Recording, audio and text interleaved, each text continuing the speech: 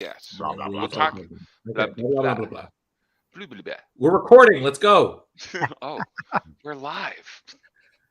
Doing it live.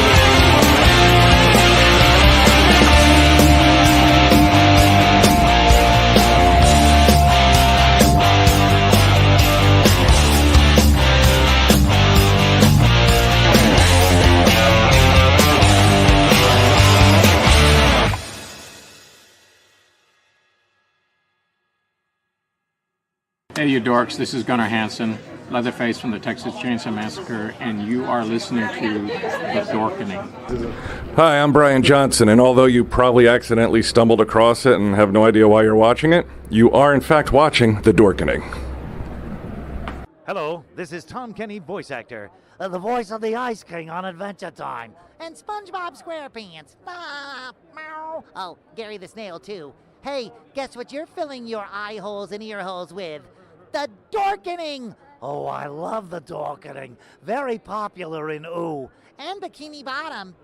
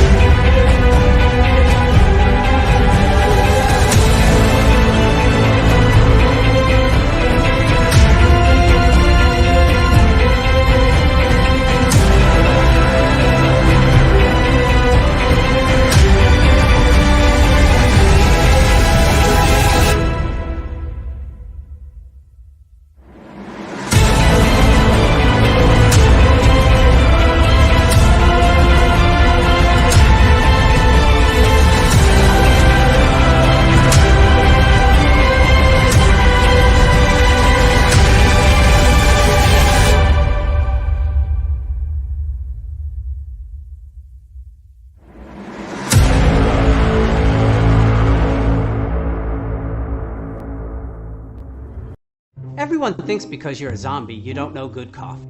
Well, they're wrong. There's only one brew that gets my seal of approval.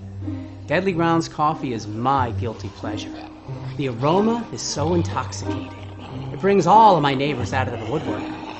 Deadly Grounds coffee. Coffee to die for, and zombie approved. It's good to get a little deadly. Use the front door! Oh, they're so disgusting.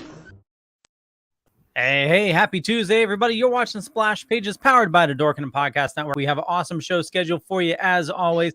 We're going to be talking about Sandman, talking about the book versus the Netflix show. Also, a bunch of new books this week, and, some other comic book news. I finally saw Thor.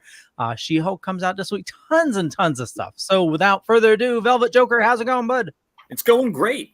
Velvet Joker here, the Throwback King, bringing you the Sandman, which came out in the late 80s, and I didn't get into it until like the early 90s, so I hadn't read it in 30 years. So it was great to read and watch the series. Oh my God, Neil Gaiman is such an amazing writer, and he has crafted this amazing show after this amazing storyline, which we're going to talk about tonight. Hell yeah. Yeah.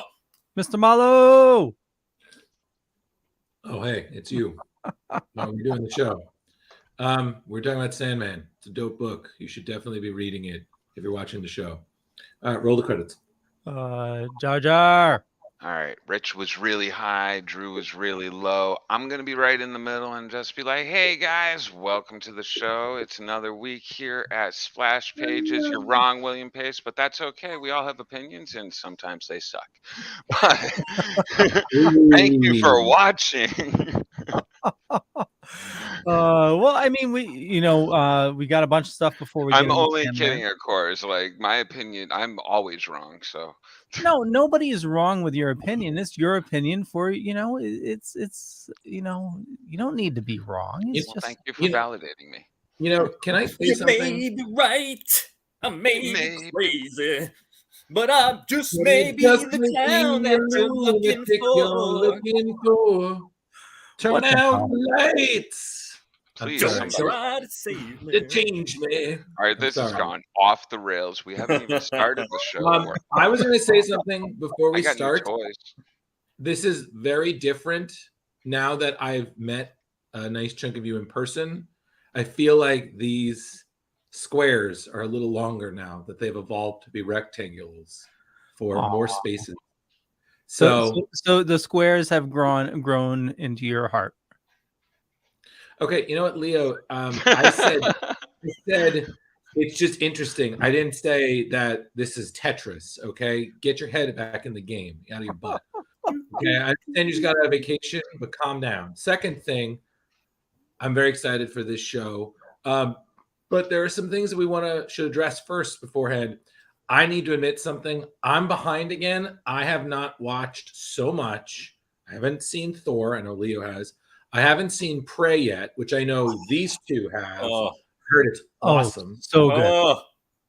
And then I want to say this. Somebody brought up that Prey should be the blueprint for how horror franchises are. Like, drop a fucking Predator in feudal Japan. Do like Final Destination on a pirate ship. Like have the Greeks open the Hellraiser puzzle box. Oh, dude, I think that would yes, please. Well, just to harp on Prey, not to harp on it, but Prey, I mean, they led you down so many paths where you thought, oh, they're just going to copy the movie, and they subverted your expectations. Like, perfect example, the friggin' mud scene. You thought, oh my God, they're going to do the Arnold mud again, but they didn't.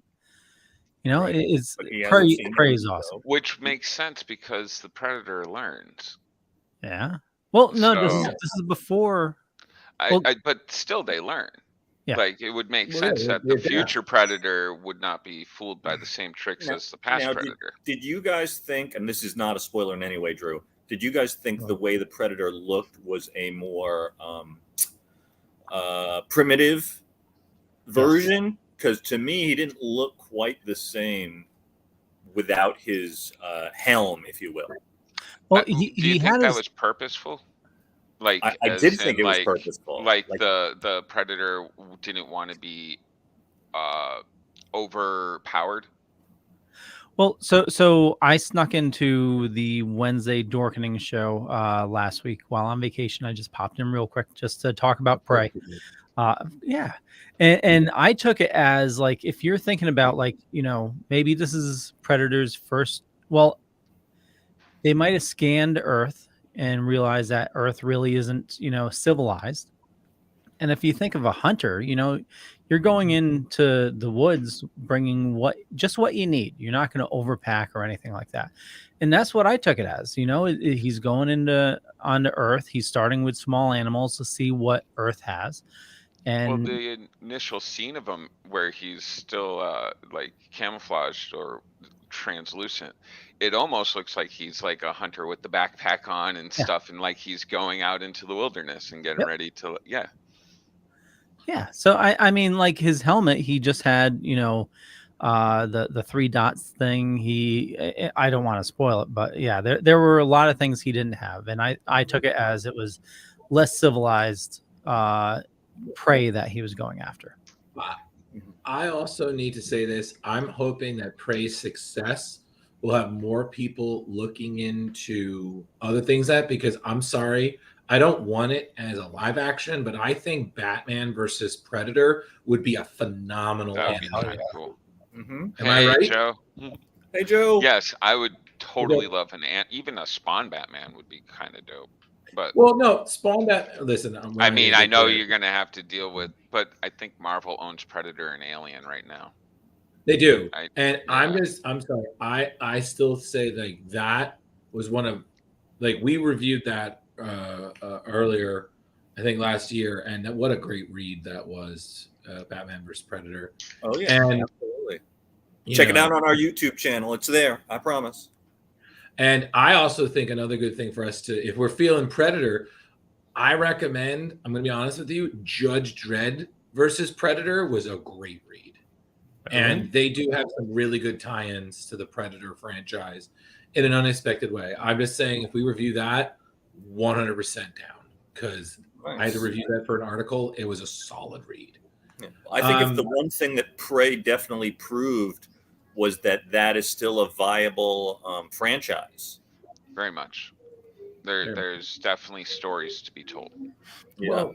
Well, but I also, yeah, but building on what Drew said, the Hellraiser, like they've shown like little clips of like past, like what happens with the box, but it would be great. Yeah, I agree to delve into that, like, the originator and like just go through the whole story. And that's like the thing I always love about that. People criticize the fourth Hellraiser, and don't get me wrong, some parts of it are very not good. But I love that it went into the history. You saw who the guy who created the box and why, and that whole like mythology, and then you saw where that tied into the present, and then the quote unquote ending. But as we know, evil really doesn't die. It just kind of takes the loss and comes back later. Right. And Drew, didn't you just write an article about the Cenobites? I did write one about where Violator from Spawn was calling out the Cenobites as being new wave and not demonic enough compared to traditional demons. And it was a really unexpected read, especially because it came from the work of Alan Moore.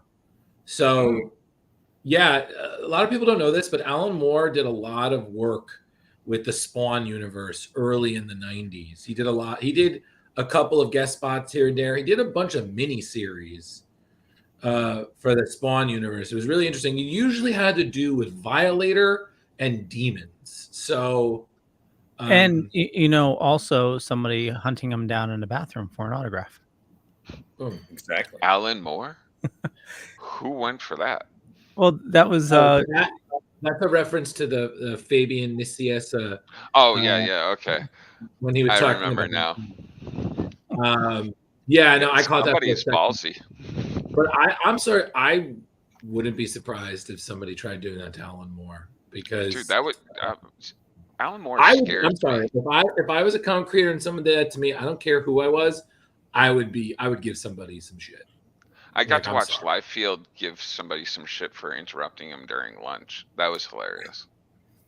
Well, Drew, I don't think no, I don't think it's the same level at all. But it isn't. The person was the person was just interrupting to say, because it was my past co-host, and he was interrupting to tell the guy that we were gonna be interviewing him in about an hour, and that just it was good to meet him and whatever. And Liefeld He like just went on. yelled at him in the middle of Oh, geez. the food court, and he's just like, "I'm trying to eat here. Can I not just eat?" I was like, "Holy moly!" Yeah. Glad I didn't walk over for that one. Did that interview still happen? No. Yeah, I guess not. Yeah. We Well, you know what? decided to axe that. You know what the sad thing is? I guarantee if that interviewer had been a pretty girl, he wouldn't have said anything. Oh yeah, not a word. 100%. Right. Hey, Like, Drew, just bouncing back to the Fabian, because we had just mentioned that before. I did end up sending him the video of that, and he sent back a thumbs Dude. up. I don't know if I got to Dude. share that or not, but I thought you No, should. you did. Fantastic. No, Leo, your editing is amazing. Like on those Well, thank you. TikToks that you edited, fantastic. Like, Yeah, well done, man. Well, thank done. you. Hopefully, I got some ideas to improve them a little bit. Now that I'm home and I have the, I'm not working off the laptop. It should be a bit easier to do. No, I definitely think Terrific Con gave us enough material for the rest of the year if we stretch it out. Oh, yeah. But I gotta say, and I'm just gonna say this because this is the first time we're all together in some way. What a success! Honestly, I felt like Nerd Hulk at the end of it. I was like, I'm gonna call this a win. Like, Nice. right? Yep. Oh, yeah. And Drew, I never even got felt better confirmation. after Did you end up talking to Mike Reese? No, I didn't, but we still have his card, and I would love to have him on the show because he was so nice. And I felt so bad both times he went to talk, we weren't there. And I was like, he came to us too. Yeah. I'd hit him up a couple times, and he's like, "Oh, I'll stop by the table." He ended up stopping by twice, and both times nobody was there. We were all recording the panels. Right. And I felt We're good. so bad. And I tried finding him, when we were Jeremy and when we were doing our interviews. I tried seeing you at the table because I was like, that would have been perfect. Nowhere. And then, dude, there were so many people I didn't see there. Like I didn't even see Kevin Conroy, and I know he was there. And I'm like, how did I miss him? But also, Leo, your image of Jeremy, meaning Lionel, was just the glee. I was like, well captured glee there. And I the image like of me meeting Fabian. Well, I've already met him, but that. I just imagine like the way the photo is. I just want to meme it, be like, "Well, this is my career now." As he's rubbing your belly. Yeah, right. Yeah, I was like, "Well, this is the." Oh, Joe said you missed him as well. No, I actually did see you, Joey. I saw you stop by the table and talk to Velvet for a second. You were in your King Tut, doing your thing. Oh yeah, that was dope, man. That was a good costume. Yeah. Speaking of that photographer, got a lot of great photos. Liz, she got a lot of great photos of the weekend. There were costumes. Yeah, I saw. I was like, oh shit, I completely missed that. Like, which I didn't really. We were at the opening of the con, and we missed so much. Yeah, it was Jeremy and I were too busy pointing out Billy Butcher and calling them the C word. Yeah. That's the funny thing. There weren't a lot of boys cosplay. Like our friend Kevin was Homelander, and he did great. I mean, who I did the C word to?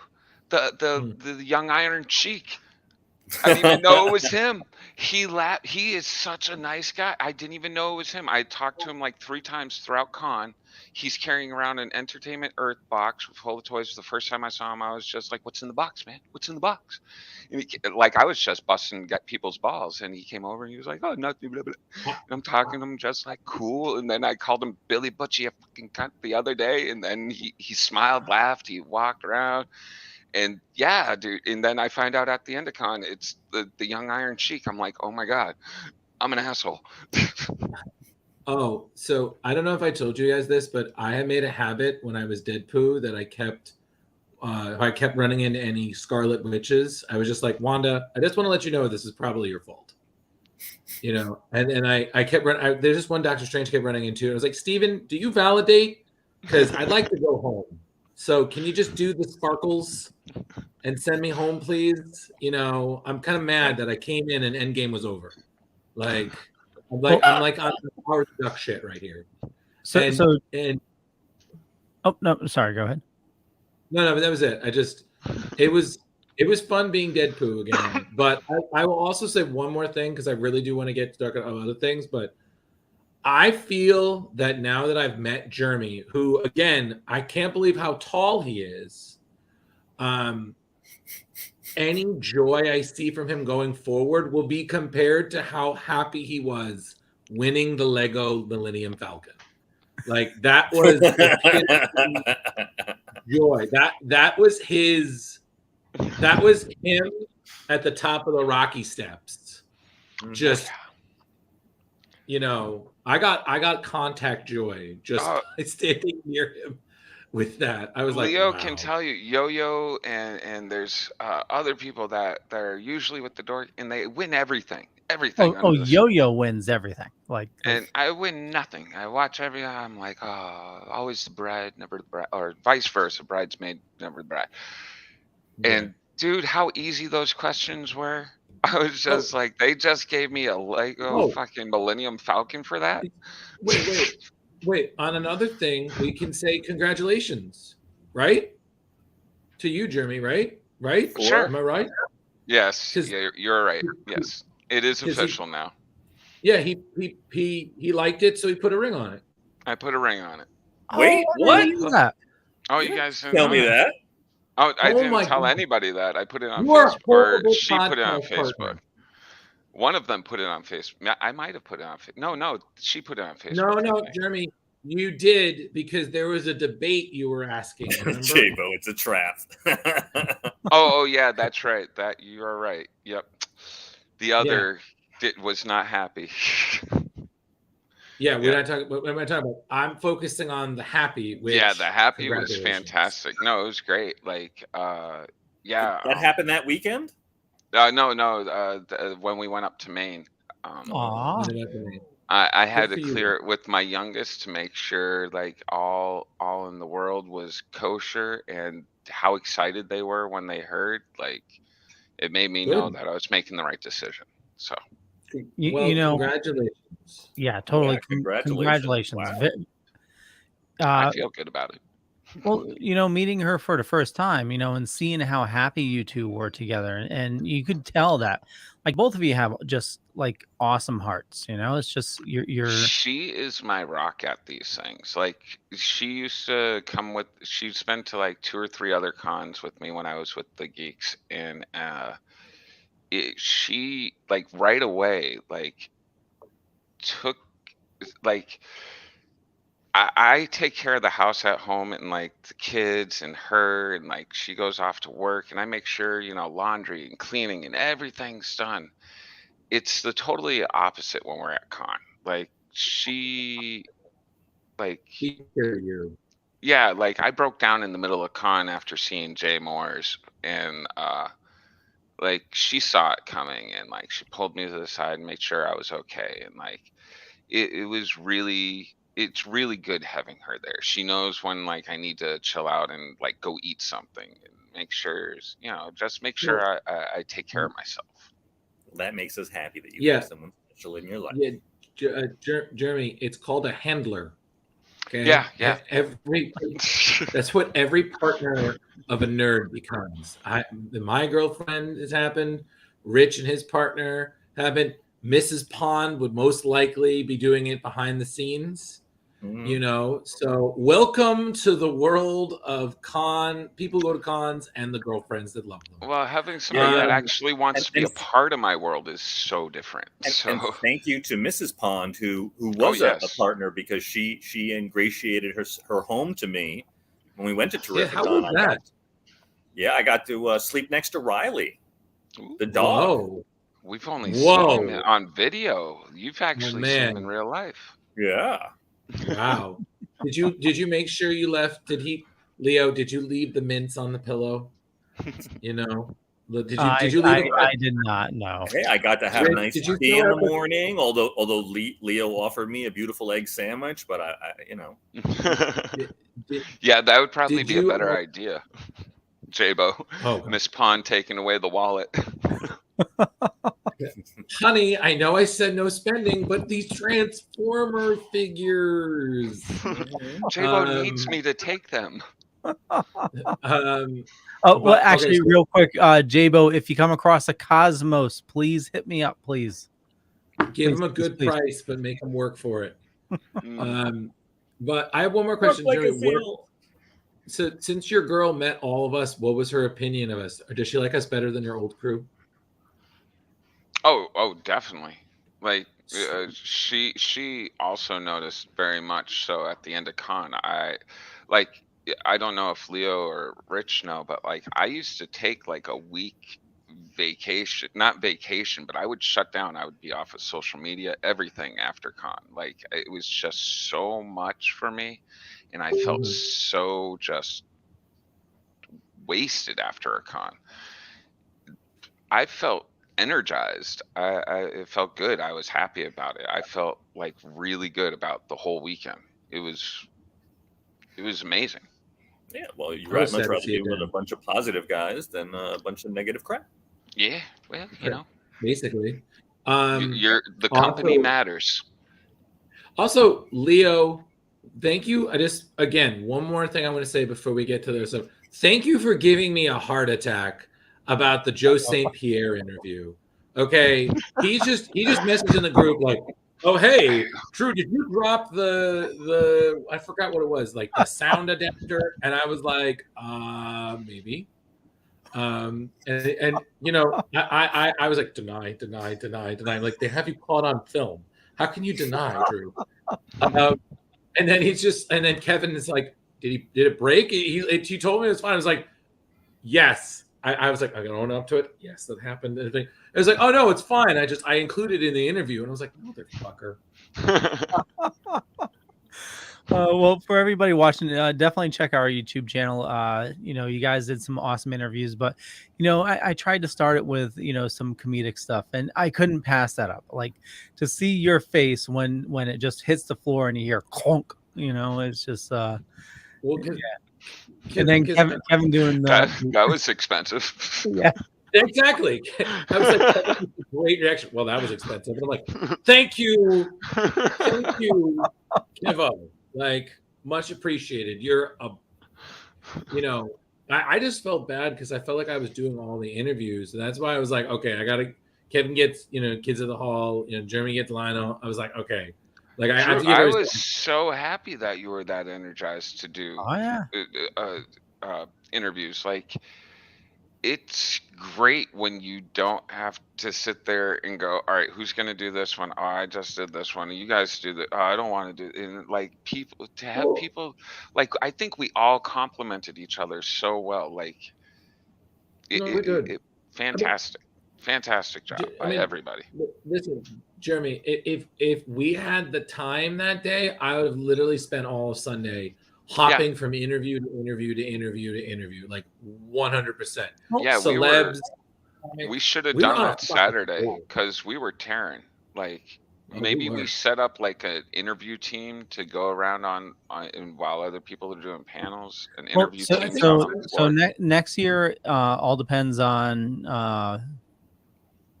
my bonus from work. But I'm going to try to, the funding. I'm going to try to get us a second camera so that maybe we can do as two teams just to run about. Okay. Leo, if you do that, I want you dressed like John Hammond to say we spared no expense. That's what I want. Just to cameras like, spare no expense. Spare no expense. I want a cane. I could see that so much. Welcome to the Dorkening. Thank you. Exactly. Just, you know, welcome to the Dorkening. Dun, dun, dun, dun. Welcome to the Dorkening. Watch our show. It's really nerdy. We have 40 other channels. I'm good. Oh, love it. Well, so I don't know if we would like to go, probably, but we were also invited to Northeast Comic Con while we were there. Oh, absolutely. By the When way, is that? we have to talk, Leo, because Gary also has some Yeah, kind of cannabis con that he wants to put together, and he was very Oh no. adamant about having someone like us do the panels and stuff. yeah. Let's totally talk that. So we're the panel guy now. That's us. We're the panel guys. Okay, I'm fine with that. I can handle that. Listen, if I could have I recorded that JLA panel, all the voice actors. If I Yeah. could have been the guy asking the I like freaking that, Joe. questions, I look forward to one day being able to do that. Oh, hell yeah, dude. Yeah, I think, like, I wish you had stayed for Sunday, Rich. Yeah, It yeah, was yeah. so- Next year, absolutely. The energy was I mean, fantastic. Friday is pounding the pavement, meeting the people, and then Kissing the Saturday and babies. Sunday break up into teams, and then we just rip it. Divide and conquer. Well, I think Friday and Sunday are still Yeah. best for interviews. Yeah, I agree. Like, Um, Saturdays are very hectic, especially. Yeah. It's a busy stuff. I had to break my teeth on Terrificon with the interview stuff. I mean, Did you guys anybody have all do done that before. anybody follow the cosplay contest? we recorded it. Oh, okay. Yep. I just was wondering. Mitch must have been proud. Just wanted to make sure we had presents. And I know there was interest in Granite State. I don't know if it's too soon to get into that. Do you know anybody from Granite State? I No. don't know. I've been up there before, but I used to have the other guy do all the talking. Okay. So I'll reach out to them, see if there's a we can get in. But I would gladly do another con. I mean, I'm fine with doing any. I just spread out. I can't do like, oh, next weekend we're doing this. I was like, no, that is exactly how someone gets sick. Yeah. Oh, yeah. Granite's Vermont, right? And where's New Hampshire, right? Yes, New Hampshire. Yep. Yeah. Where's the other one? Northeast. Northeast is at the mall now, right? That big let's mall. see. Last I knew, he held it at that mall. Yeah. It's like- Framingham. No. No. Okay, let's see. J-Bo's saying Manchester, New Hampshire for Granite. Yep. Okay. And the And he'll venue be up there for Autism Speaks. Northeast is at Boxborough Regency Hotel. in Foxborough, Kansas. that's it. Yep. Okay. Foxborough. Oh, they're back at the hotel? Yep. Oh, nice. Yeah. Where? It's about an hour north of me and an hour south of Jeremy.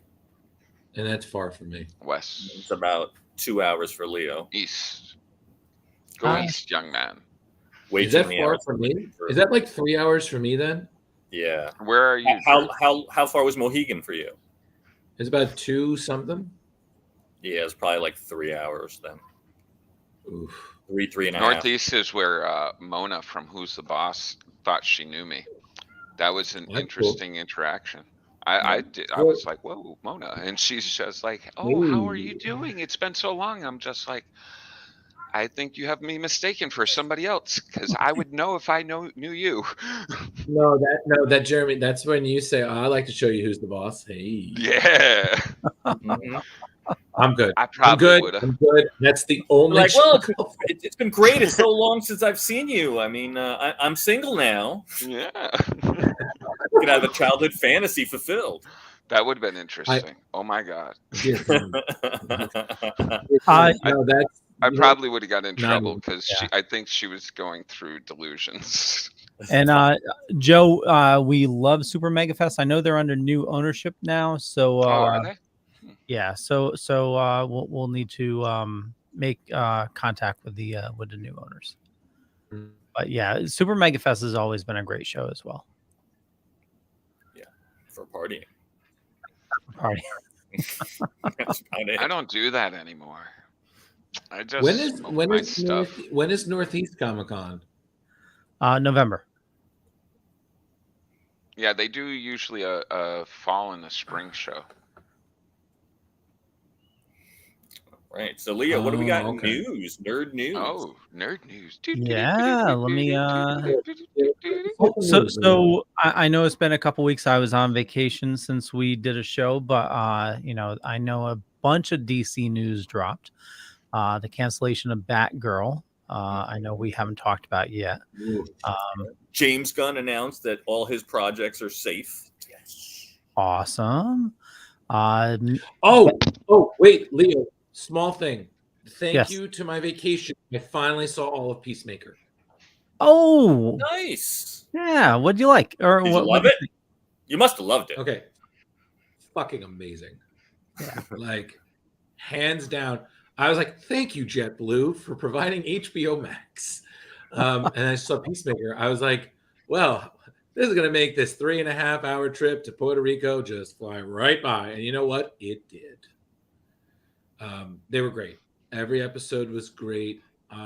All the side characters, wonderfully quotable. John Cena just owned the role.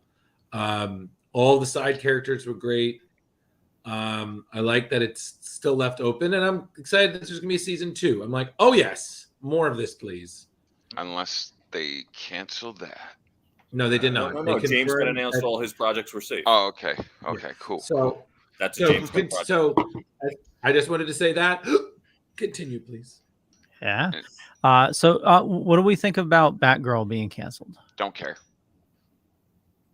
I'm not upset about it, but I think it's a number one. I didn't even know it was happening until they said that it was canceled. But it does suck that they dropped $90 million and a bunch of actors went and spent a shit ton of time, and I'm sure they got paid for it, but never to really benefit for it if they did any back end deals. I think it's really disappointing that they didn't. I think this decision should have come sooner, before all that money and, like Rich said, an effort was spent. I think it's really not fair to all those people who put in the time and the effort, including the directors and everybody. And then, like I said, it's I hate to bring it up, but it's the same situation with Black Adam. Black Adam has the same approval that Batgirl did, but that's still going to theater because they're hoping The Rock will save it. Well, they got the big name. Well, that was before the reshoot, supposedly, but it is sad that they didn't try then to reshoot the Batgirl if they were unhappy with it. Yeah, and I heard that they're like, oh, they want to like have her in different, like give cameos and stuff. I was like, listen, you can't just give someone a movie, take it away from them, and then say, okay, we'll give you a cameo though. That's like giving somebody a participation ribbon. I was like, listen, just take the loss, man. Don't try to make them feel we're special. Still getting the Flash movie. We're still getting the Flash movie after all of that controversy. And did I see something about another?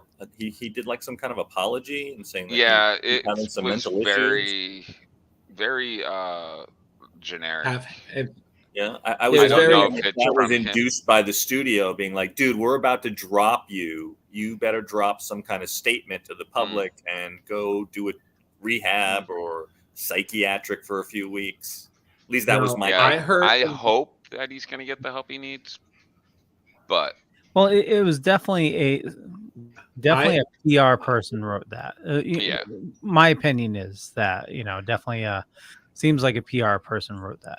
Just to start softening the blows. Yeah, I don't know where they're going to go with that. I hope that he just gets help, like because dude's in a tailspin. Yeah. Well, there's talk of they did some more Flash reshoots over the summer. They added a scene to Shazam. Is it Shazam or Black Adam? I think it's Black Adam. Black Adam. That's going to tie more into the DC universe. Mm-hmm. Being a DC fan, a lot of it's on hope. And thinking about what they've done so far, it's like the symbol of Krypton. That was important in Sandman. Hope. Oh yeah. It's important in all of DC at this point. Well, you think about it. They could have just. DC's been like a lot of hit and miss, for the longest time. And if you have, Zaslav's coming in, let's say he wants to repair. Hopefully, he wants to repair the DC extended universe. I didn't know that. Oh, What's I'm that? sorry. I'm reading the comments while you're talking. Oh. I'm sorry. There was some scenes of Brendan Fraser as Firefly. There's a scene of him like fighting on a fire truck with like Oh, flames no and kidding. everything. Yeah, Yeah, let's not forget that Batman Keaton is actually in that movie that got axed, and so is Brendan Fraser as Firefly. Mhm. So there was a lot of Yeah. talent in there. Oh, So yeah. that's interesting that they There was. like to get Keaton back as Batman. Well, Like, well, Yeah, and we're Keaton's- never gonna see it. well, we're gonna see him in the Right. Flash, though. yeah, but they're also bringing back Ben Affleck too. Yeah. So, but they're not. Cavill's not coming back. So Yeah, Cavill's done. I think Affleck's coming back for Aquaman, maybe. Yeah, I saw that. Yeah, he's part of the. So the rumor is Yeah, that we're gonna he's part of the see reshoot. we're gonna see Cavill. We are gonna see. I saw a thing the other day that said Cavill said he doesn't want to be in the role anymore. Really? I could be wrong. I but also saw it's the internet. So it is the internet. And what's the Marvel Justice League? the Yeah. Avengers. The Avengers. No. It's like an actual Justice League ripoff. They have a Justice. Squadron Supreme. Yeah, Squadron Supreme. Oh, okay, yeah. There was an article I saw where they were saying Cavill in talks to play that Superman in Squadron Supreme. Hyperion. Hyperion, yeah. I would be fine. Yeah, J-Boy, that is most likely Drew. He has slow internet. Is that slow enough for you? Do you know what I'm talking about? Flash, TV Flash. Yeah, a lot of people want Gustin to jump into the role, but I think they'd spend too much money. It would be too much in reshoots. I would love to see good old Wesley Shipp fucking pull off a little cameo. Yeah, that would be dope. I But mean, the man's all over CW, so you know the fans would love it. Damn I'm you, just Deadpool. glad. You're welcome. But like I said, DC right now, I'm sorry, it's not really high on my priority list.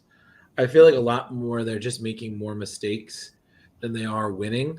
And I understand that they're under a time of transition. So I'm just hoping better things come of it because Leo, you said hit or miss. Me, personally, I feel a lot of it's been missed with a very few amount of hits. You know, as of recently, I think they've been more hit. Shazam was fantastic. Yeah. The last Suicide Squad movie was fantastic.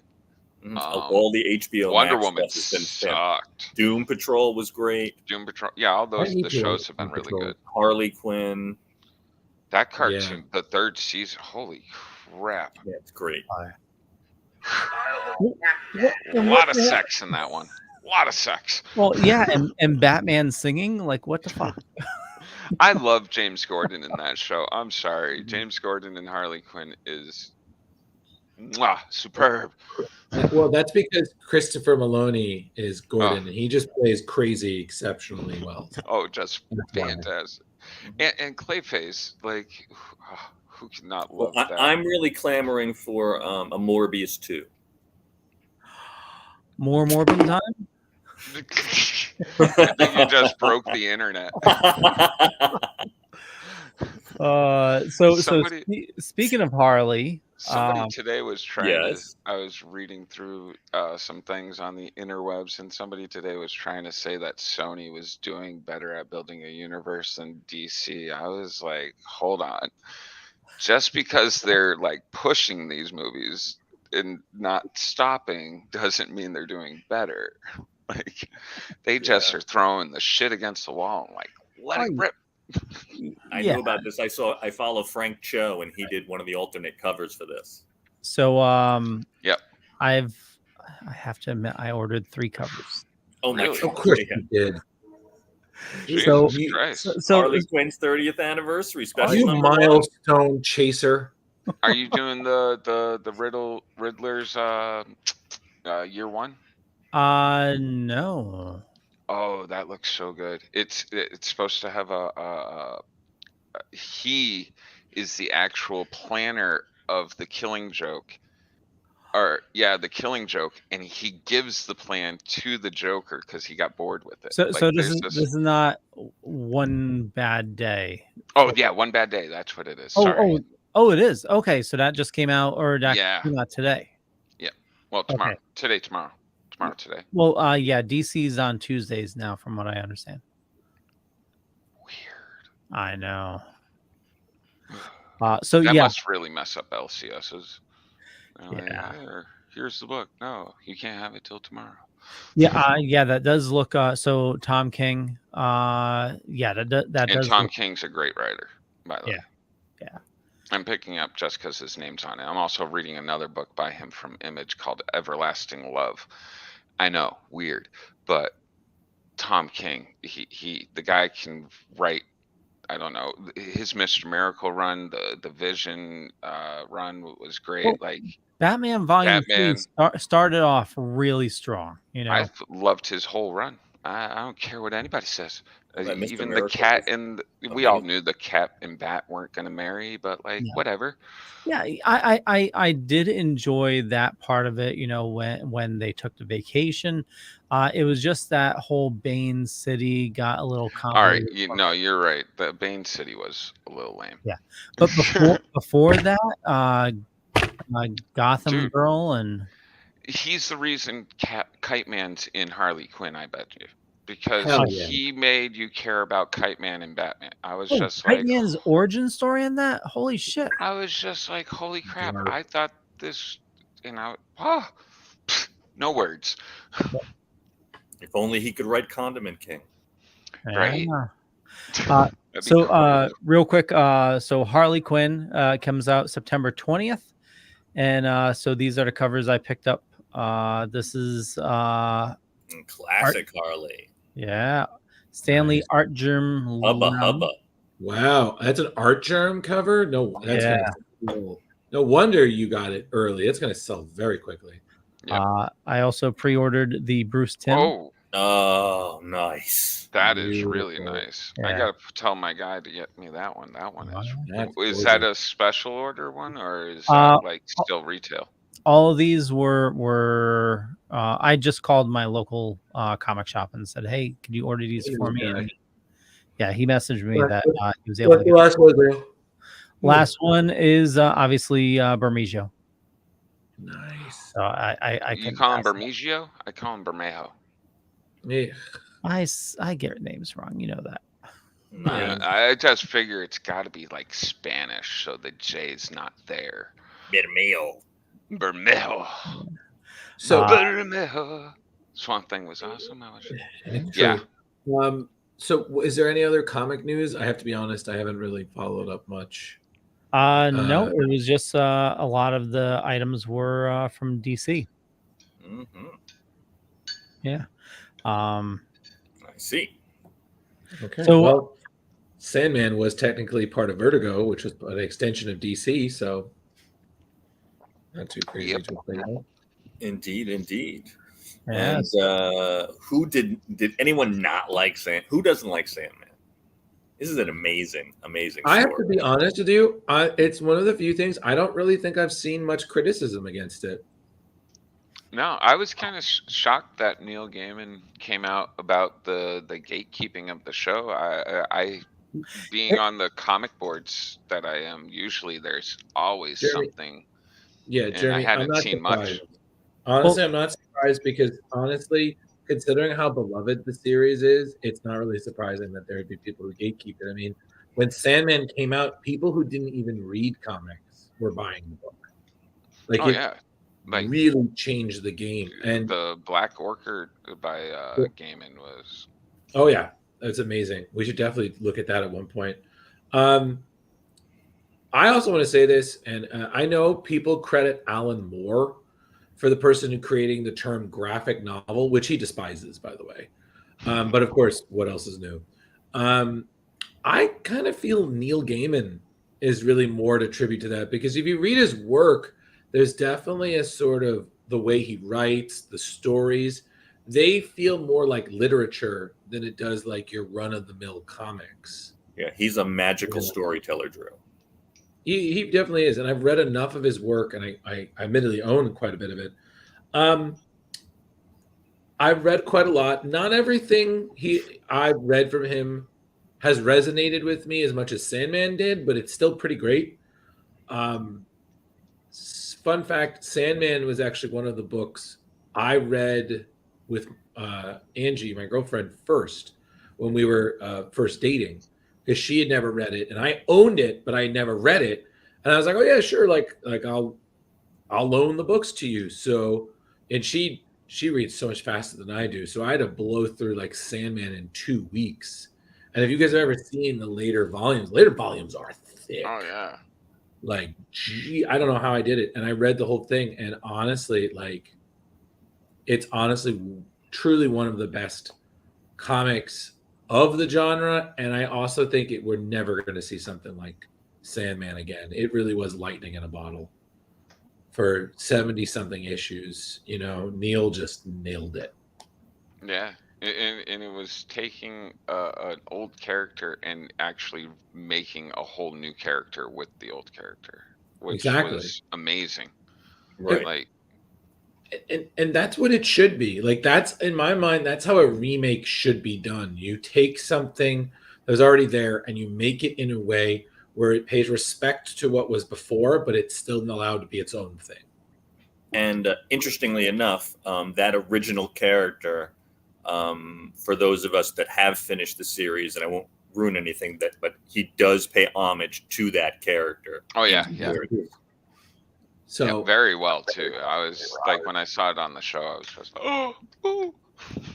So since we're going to start talking about that, I think the best thing to do is we talk about the comic first, and then we can talk about how it compares to the series, because there are definitely things that are very different, which I've been telling people who've been getting into it because of the show. Well, to be Yeah. honest with you, as you know, I was on vacation last week, and you know, everybody's been talking about the Sandman. I've never read it, so you know, first read for Leo. So first Same here. read for me. But the thing was, I binged Netflix show first. Okay, interesting. Okay. And absolutely. Do you have the same feeling as me? Like, the show, like, detailed so much more for me. Oh yeah, yeah. Like, you know, watching the show first, I'm like, as I'm reading the book, I'm like, okay, this is where they're taking stuff from, and you know, oh wow, they took this word for word, you know, just like it was. Yeah, just and the different nuances were like just nuances that, like, it didn't destroy anything. No, and where it improved upon the book, like John D. Was you know, not dude, that episode in the so show. good. Holy shit. Drew, once you get to episode, I know you've read the book, but the episode, holy fuck. Well, that episode and the episode where he meets the guy every 100 years. I like that a lot. That was really cool. Oh yeah. Well, all encompassing. Interesting enough, Drew. I'm sorry, just going to say this one thing, and I'll let you take it. That's fine. The feeling of both the comic and the show is growth, and the changes that have been made from the comic back in 1989 to 2022 is also Neil's growth. Yeah, and he expresses it so beautifully. I really think he does. Like, the only criticism I have, and it's a very small thing, was I feel like Netflix has this way about just changing the gender of a character, and to me, sometimes I don't understand why. So apparently Neil Gaiman made a comment about the change of sexes in some of the characters, and he explained it. If he were to write the Sandman for the first time today, that is how he would have wrote it. Okay. Well, it's just for me, like having Death portrayed as an African American character, that didn't bother me because Death really has no race, no identity. It's a, you know, exactly. they have existed as different people, ethnicities, different shapes for they showed that thousands of years. I Dream as even well. feel like Absolutely. the endless probably would appear to each person differently too. Mhm. Exactly. So, Al- so that is, Also, also having her portrayed as a female, and just how that character acted. You're talking about the Constantine character. No, Yeah. no, not Constantine. Death. Death. Well, she was female in the comic. Yeah, yes. Oh, she was. Oh, yeah, oh, yeah. I'm But sorry. she was Yeah. just white. Yes. or more like pale. But that Mm. actually that scene from comic to show almost perfect, like word for word. And like again, there were some moments, especially like I said, I'm going off what I've watched so far. There are moments that again, because I read the book and it's still fresh on my mind. I was like, wow, this is visually page from page, just how it looks. And again, I didn't mind that they changed certain things, like Leo, Rich, and Jeremy. We've talked about that they really kind of removed a lot of the DC continuity Yeah. stuff, which Mhm. again, we get it because we know who these characters are, but there's really no need No. to introduce people to these things. But it was kind of Etrigan, like, could you imagine the populace meeting excuse me, Etrigan? first things first. I'm sorry. The fact that Etrigan showed up, and on top of it, he's still anytime Etrigan shows up and he's rhyming is for me is a win. But It's one of the most What- ridiculous demons in the world, and I'm just like, I love it. oh yeah, it's a totally Kirbyism. But Oh, yeah. there, one other criticism I have is I really wish they had done more with Death, where we don't really see his eyeballs. Like I kind of would have liked more of like the blackened eyes. Oh, you Where, mean like, the Corinthian? No, I'm talking about. I'm talking about Dream. I'm sorry, Dream. Oh, Dream. Yeah. Because it's kind of like how I feel like when you see Batman's eyes. I don't want to say it loses some of that scare, but I just feel like again, like that's how he's portrayed. He's just the black eyes, but he's got the glowing like starlights and whatnot. And and I understand that's sometimes hard to do with a human person, but you can't tell me, it's not possible. But Yeah. goddamn, that guy had the cheekbones of Sandman for sure. God. Oh, yeah, I no, think oh, they yeah. did well casting him, but he feels it's almost like he's the sparkly Sandman. Like they did well casting like visually, but like he's very pretty. Like flawless. Like look at Sandman right there. He has kind of a dark. Don't get me wrong, I still loved it. I think he's did a great portrayal.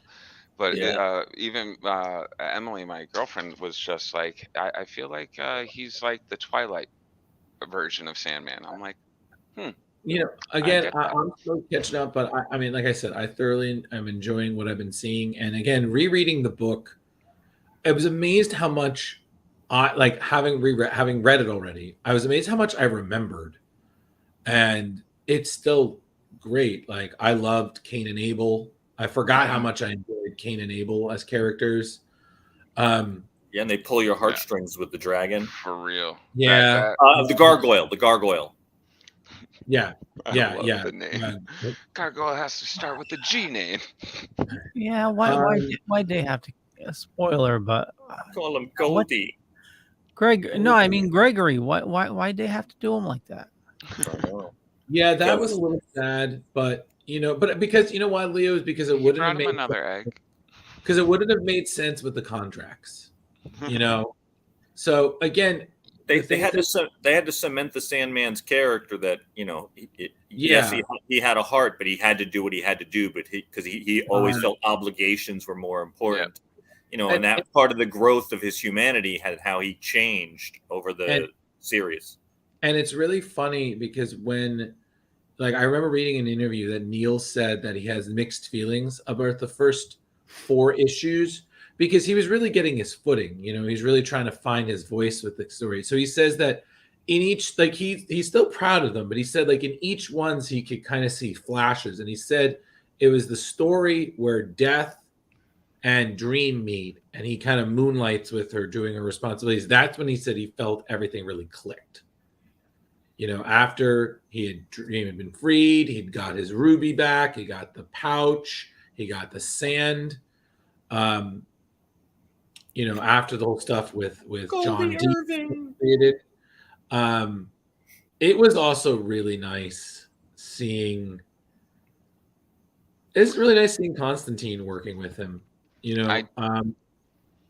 I have to say they also casted the devil quite well. Oh yeah. Like, I heard good things. yeah, But she did Lucifer it great. Morningstar. So speaking of the cast, there was only a handful of characters that were really well known. In doing my research for this, I was going through the entire cast, and like all of them, it's mostly British shows, and it's their a lot of them they're really, this is their first big role. The main, let me pull up my notes here.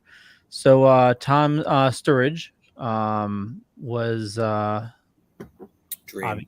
obviously Dream. This is his first major role. Boyd the Corinthian. He's known for Narcos, Hatfield and McCoy's. He was a creepy mofo. Yeah, but he's also slated for Indiana Jones 5. I thought he looked. I thought for the Corinthian, I thought he looked great. Like he had that, attitude and swagger and whatnot, and it's kind of interesting because it made sense that he's like the overarching villain. Yeah. Because if you're gonna think about it, what Dream, or in this case, what Nightmare, would be strong enough to want to challenge his maker? And Corinthian really, what are they going to be? Brute and Glob? Come on. Right. So going on with the casting, Leo. I'm sorry. Yep. The guy that played Funland. Oh my God! Looks exactly like the guy in the comic. Funland was. Oh man, they could another not great have cast portrayal. that closer. Yeah, it was really amazing. I will say, I really hope that speaking of the second volume now, everyone, and for those who aren't aware, if you do essentially read the first 2 volumes of Sandman, that's basically what the first season of Sandman covers. So read those, you might understand what we're talking about.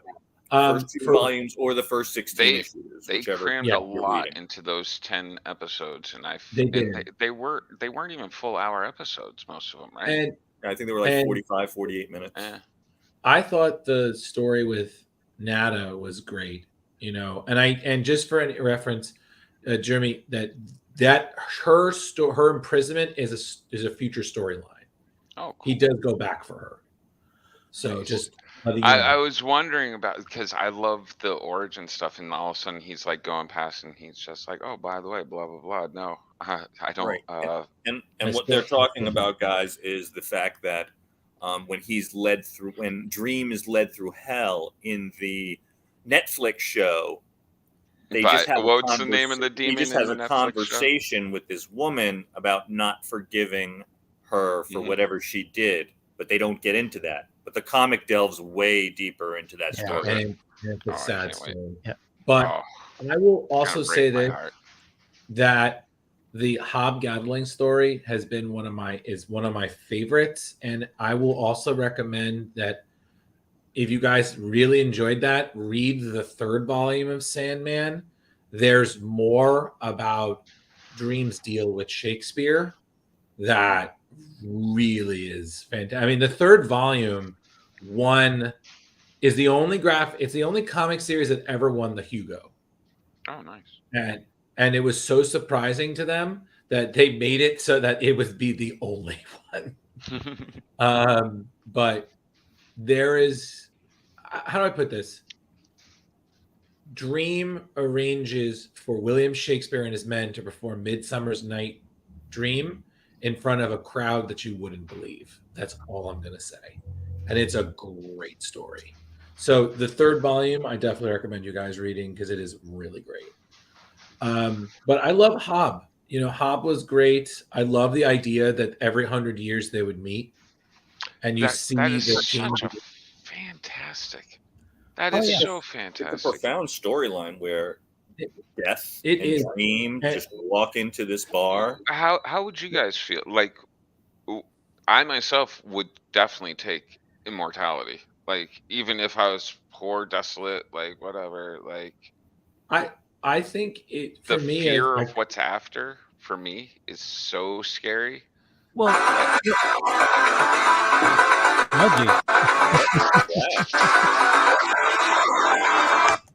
sorry, that was me. no worries. So Jeremy, I totally get you with the fear of not knowing what comes after, but it was more of the hope of what else is there to see. Oh yeah, no, I get that too. Well, no, I the mean, future. going with the show. I mean, talking about Hob, and a lot of it was taken word for word from the book. But Jeremy, to answer your question, I would not. No, I do wanted not to end. desire that. I'm good, man. I'm 50. Give me another See, and 30 I've years. always I would- wanted.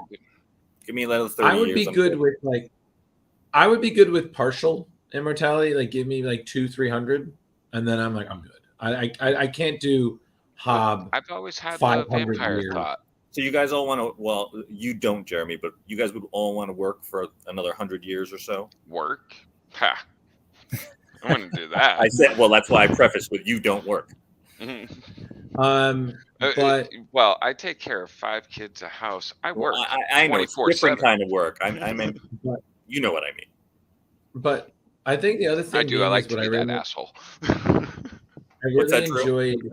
I really enjoyed the thing about that story is that it set up a lot of things. You had him making his deal with William Shakespeare. You had Joanna Constantine, John's predecessor, his ancestor, and the fact that we would see her, and we do see her in other Sandman storylines, and those are also great.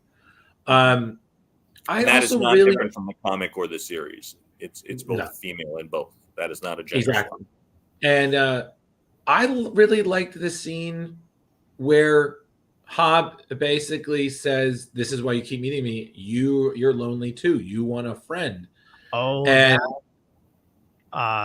it's not changed a ton, but that scene definitely hit more on the show, I'd have to say. Yeah. And then I love in the book when he's like, "I'm not sure you would show it," and he shows up and he's got his his Cure style haircut, his jacket, everything. He's smiling. He's like, "Yes, I was told it's improper to keep a friend waiting," and I was like, "Oh man, this is a good ending." Like one of those where if that the made story the heart feel good. Yeah. And then I'm sorry, Doll's House was just fantastic. I mean, you have all these multiple parts moving, and I know they couldn't include it in the show, or from what I surmise, I thought the storyline with the replacement Sandman facing Morpheus was just both awesome and really sad because he had to do what he had to do. But I was like, damn. Yeah, that's definitely handled differently in the show. They merged 2 characters into one. And changed who the Sandman is. But I love the idea when he faces him, he says who he is, and Morpheus just takes off his helm and just is laughing. He's just like, "Humanity, you son of a bitch, you never fail to make me laugh." One part of the book that hit me a little bit harder than in the series, though, was when him and Death were walking around talking about everything, and Death takes the baby. In the book, the baby talks to Death, and like that hit a lot harder for me. Like that brought a tear to my eye. I was like, "Oh crap!" Like they're more. Like I knew they were conscious of what was happening in the show, but it made it feel more real in the book. But before you make your comment there, Drew, I just wanted to say, Jeremy, I took it that the baby was talking. We just couldn't hear the way Death was responding. Oh, I agree, but that's why I knew that the baby was conscious of what was happening. but like in the book with the baby actually responding, and you can read that the baby's responding, it was like, oh shit. Yeah, Yeah, you Like, got that fatherhood twinge there, my friend. yeah, well, it happened in the show. I'm like, as soon as I saw it, I was like, oh fuck. But then in the Yeah. book, it like actually got me to be like, oh crap, the baby's like, oh fuck. Yeah. But the way also I- that death lays it out that they're there to serve humanity. Yeah, It's not the and other way around. yeah, and in dreams, just like I don't understand that, like, you know, this is the same as them being born, and like, you know, death is just a part of the process, and blah blah blah. But he learned by the end. Yeah. Well, and in the book, she has a thing where every, I think, 1,000 years she spends a day as a mortal as her way of understanding them. So Gaiman wrote, I think, 2 miniseries detailing that. And there are also pretty solid reads if you guys are interested enough. I think one of them is called High Cost of Living. They're both pretty great. You know, it was him and Chris Bacalo did the artwork for that. It was pretty solid. But yeah, the death story. Has anybody seen any of these characters cosplayed recently? Like really recently, even in pictures? Because I'm going to see that coming. They're coming if they're not. Oh yeah, they will be. Oh, listen, we're going to see a ton of. I feel like we're going to see a lot. Like Death, I've seen. I know some. I know 1 or 2 people who've done Death. And fun fact, I'm sure you've seen the series. You guys saw Merv. I've cosplayed as him. That's the pumpkin head. Merv. What I take Mark him as a gardener. Yeah, he's the gardener, the custodian of the dreaming. Oh, okay. Yeah, that was voiced by Mark Hamill. Yeah, Mark Hamill. Yeah. Very well. So I've cosplayed as him, and I'm so psyched that I can bring that back because I love that. Did anybody get that it was from Sandman, or did they all go like, "Hey, the Wizard of Oz guy"? You know, no one really noticed. Again, you know how it is. It's when you do those obscure ones. One person did notice, and they did really appreciate it. That's cool. You know, but it, you know, honestly, it was just fun to do, and I'm so glad to bring it back now that, you know, more people would understand who he is. I just kind of think I'm just going to bring a broom and just keep sweeping up the place while I'm smoking my cigar. Well, I can see definitely a lot of people for ease is definitely him, but also John D. I mean, walking around. I put on a great performance. Oh yeah. Yeah, it's his best since Harry Potter. In the comics, he's almost rotting. Yeah, he is. I think that change is because the fantasy would be too much, I think, for the everyday viewer. Yeah, they wouldn't know how to explain it properly. Yeah. Like for us comic nerds, it was like, oh yeah, this makes. I don't even need it explained. He's a burnt up dude. Right. I think that was the thing. Sorry, Richard, you go. No, go ahead, Drew. I'm sorry. I've been interrupting you all night. I know it's all good. I think we're just stepping over each other because we're getting used to the sync of things again. This is what happens when you're on vacation. Like to talk to people about things. How dare I? It's something we all enjoy, apparently. Yes, we do. We're climbing over each other. But I think the thing that I really enjoyed was that in the comics, I liked the tie-ins to DC because you get the idea that while they are that's part of their world, it's very much its own thing. And I think that's something that's sometimes very much missing in comics. Comics are so focused now on being interconnected that they lack sometimes the potential to be their own story. Yeah, you know, right. And some characters. The first one, Drew, was the I'm assuming about the Ruby and with Martian Manhunter in the comic, and Scott Free, and and then Mr. Miracle, Scott Free. Well, and apparently that's the same Dreamstone from Wonder Woman 1984. Yes. Oh, the monkey's paw. Mm-hmm.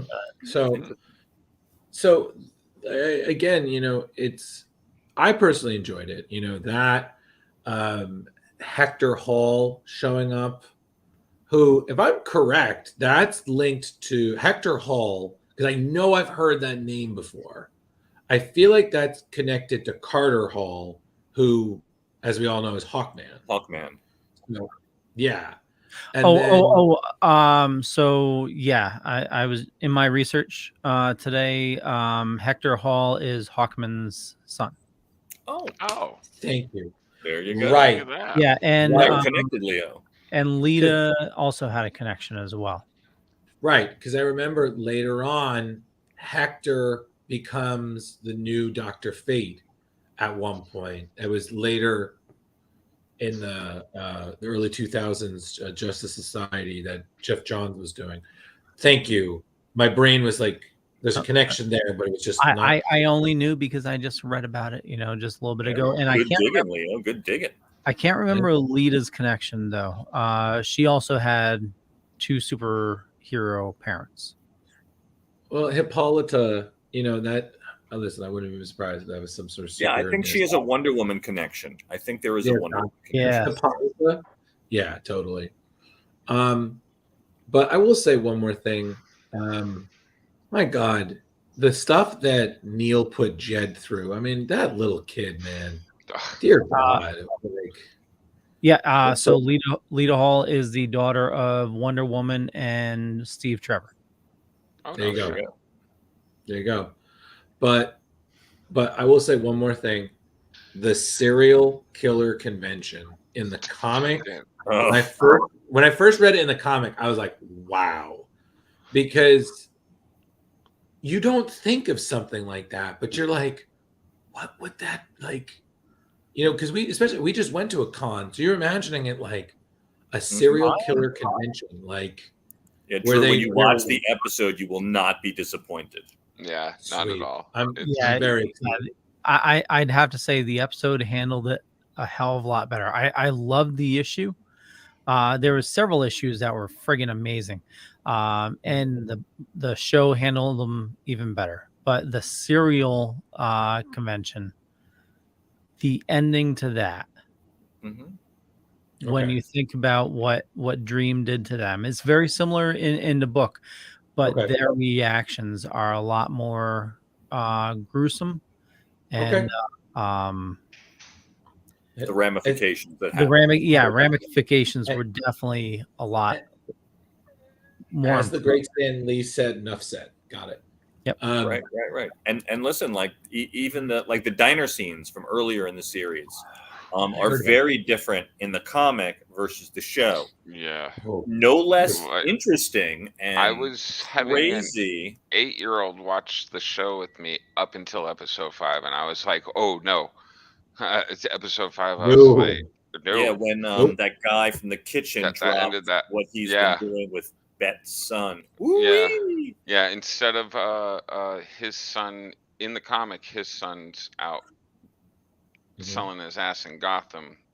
Yep. Yeah. Well, also the comic made the connection with Rose. Right. Yeah. Her friend was the one in the diner. Yep. Oh, right. So yeah, again, like I said, when Neil was going, he still connected things really well. But and again, this is a version of, again, 1989, 1999, 2009, 2019, 33, 34 years later, Neil's a different writer, and if this is the way he wanted to craft it differently than he originally crafted it. Maybe this is now his new vision for this whole story, and I saw nothing wrong with any of it. It was beautiful. It paid beautiful homage to the original characters. Said everything they had to say in the comic. I mean, there's an image where Dream is in the comic, and I don't know where he's phasing from one place to another. Is exactly like that in the show. Yes. Yeah, that was freaking dope. Yeah. Yes, that is a perfect description, Jeremy. I know exactly. Yeah. Yours is better because you have the light shining on you. It's very much like. Yeah, it's on and off. But I will say this though, I understand why it took so long to adapt. Like Neil has been very insistent about protecting it from crappy adaptations for the last, like Rich said, 30 something years. And I honestly, this to me makes a really good appeal that some comic book properties function better as shows than they would as movies. Like I love the Guillermo del Toro Hellboy stuff. Like I think he did a great job with those.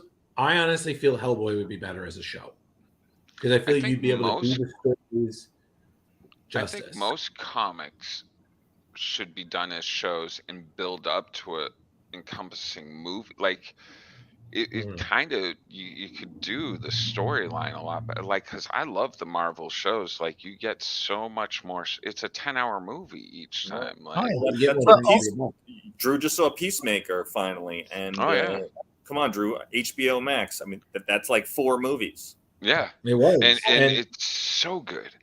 So it was so good. Looking at Sandman though as a reference, having an episode cover a single issue where you can get that deep into it is it really proved that you can get all that detail too. Yeah, it's true. So bullshit on all y'all's. Yeah. Again, I just think that we need to, and I feel corporations are starting to notice more and more that that's the way to go. I mean, you've seen the success of the Marvel stuff, you've seen the success of the DC animated things, and now Netflix has done pretty well with their adaptations. I mean, the only one I can think of really is like Umbrella Academy, which, considering its source material, is pretty well adapted. I'm really enjoying that show. Oh, and Lock and Key. Oh yeah, Lock and Key is pretty good. I've been watching that new season. I think they could have ended it with the second. I think they Leo, I think they're stretching the material out a little bit. Oh. Yeah, Leo, I'm going to respectfully decline on that one because since Lock and Key was rated PG-13, I feel like they couldn't go as hard as the book does. Like the book goes in, like holy fucking shit. Oh, do we have another TV versus? My sister loves that writer Joe Hill, and from the show, I'm like, eh. Oh my god, I got to meet I liked him. the first season a lot. The second season was like, yeah, I got to meet him at C2E2 in 2020, and it was one of the rare moments where I was kind of starstruck because one, I've read at least 2 of his books. I did read Nosferatu, which I loved, and I really enjoyed the first season of the show that they did They did with Zachary Quinto as the vampire. Yeah, it was very good. I enjoyed that. Yeah, he was great. But the thing that blew me away is how much he looks like his dad. Oh my god! Like the beard and the glasses. I was like, oh my god, this is like meeting Stephen King, and I would die. A weird guy, but I would die. But Joe is so nice, and it's so. Speaking of Lock and Key, I have one of my friends who lives in North Carolina. She's a big Lock and Key fan. It's like one of the only books she loves. And I told him, I was like, can I get an autograph? He drew her a key on like on the back of a board, and he signed it for her. And I sent it to her, and she was like, I was like, you have a key unlike any other. And I made the joke, you have the Joe Hill key. And she's like, I'm getting this framed. And I'm like, good, do it. And I was like, and I got that for free. So best friend ever. Very cool. Yeah. No, but I'm just so thrilled that Sandman is getting the attention it deserves because it's weird because it's not exactly a cult hit in comics, but it definitely is on a shelf of its own in the comic genre, I feel. And it's really nice that a lot of other writers have been able to contribute to it because I feel there's been a lot of pushback when other writers would write for it. Like I remember they did a masterpiece theater for Sandman that some people criticized. They're like, oh, this is a Neil and everything. At some point, and Neil did contribute stories to it, by the way. So he definitely helped with the feel. It's always nice that there's more stories to tell in Sandman. And that's the point of it, is that Neil gave us this huge universe of characters that in writing them, we see ourselves. We are allowed criticism of humanity at its best and as its worst, because like Death said, they do not serve us, we serve them. We are part of the natural order of the world. Without them we wouldn't exist. And it's it's a big concept. And honestly, I think Sandman is the kind of thing that would make for a fantastic debate. Like if you had like a nerd roundtable, I think some of the themes in Sandman are just dying for just they're old questions. That's what it is. They're old questions in a new format. Well, I feel like the Netflix show, I mean, listen, our roundtable here goes from 30s to 50s. And a lot of younger people aren't familiar with Sandman. And this Netflix series is going to bring that out. So hopefully it'll be a lot more read, and we're going to get more series out of it. And I feel like we cannot end this without talking about Dream versus Lucifer. Dude, I would have liked to seen Beelzebub, but I understand. Once again, the fantasy might have been too far for the everyday person to see a fly standing there. Right, because in the comics he was the lieutenant, correct? Yeah. It was not Corazon. Yeah. Well, yeah, and on top of it, it was interesting to imagine that Hell was a triumvirate. 3. Yeah. Yeah. So and it was beautiful. Just like even the entrance to Hell, and the guy all of a sudden he's like going, and all of a sudden like one of the things just like out of the wall to like hit the thing. Yeah. Fucking beautiful. Oh my god. Oh, the whole walls were the souls of the people, like the bodies. That was like great visual. Oh. And it's really funny that small things that Neil say that you I feel like some people would look over, but when you think about it, you're like, oh my god, like the comment about the suicide trees. He was like, yeah, when I was last here, they were but a small grove. Now they're a forest. You're like, yeah. Wow. Yeah, that was an interesting little like tidbit that they put in there. Right. I like that. Yeah, and because the Endless have been around for eons. That, and I'm sorry, the way that Sandman got out of Hell, it was genius. Like the way that he convinced him, was like, how are you going to leave? He said, he's like, dreams have no purpose in hell. And he just drops that nugget of truth. And then you just see the crowds part. And, yeah. And that was one thing ripped right from the book as well. Him ending it with, what would you do if nobody could dream of heaven? Yeah. Absolutely. And also, like, for real, talking more about the epic casting. Once again, one of those questions, Jeremy. But Desire, the character, the actor that played Desire, not only looks exactly like the character in the comics, but did a brilliant job. So who is that, by the way? Well, I will tell you. Leo, hurry up. So I took notes on all the characters. That is Mason Alexander Park, who played Desire. Best known as I would imagine a voice actor playing Gren in Cowboy Bebop. Okay. But or did they do the live action Cowboy Bebop? Well, I don't know. I will pull that up.